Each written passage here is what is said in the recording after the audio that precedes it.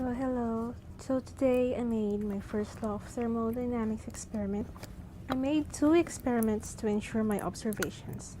So for the first one, I got an empty bottle of isopropyl alcohol and a couple of balloons, and a kettle with hot water, and also some straws for support and container.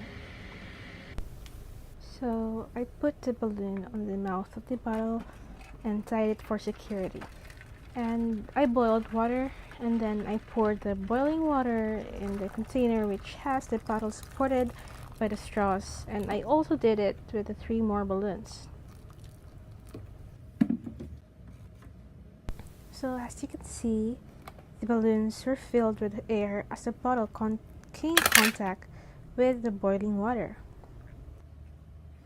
So this explains the first law of thermodynamics, which is the conservation of energy, where it states that energy could neither be created nor destroyed. It can only be transferred. This happened because the heat transferred from the outside is much hotter than what's in the inside the bottle. So the transfer of heat or the energy happened because of the difference of temperatures, which is basically the first law of thermodynamics. It cannot be created nor destroyed, only transferred. So for my second experiment, I used the collapsing can experiment because it applies the same rules. This applies the same rules to the first law of thermodynamics.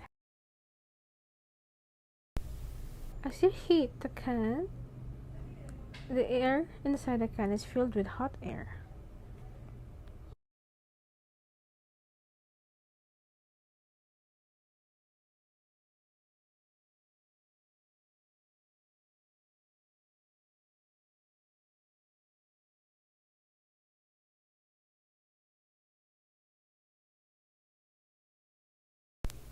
And after that, you dip it in the cold water,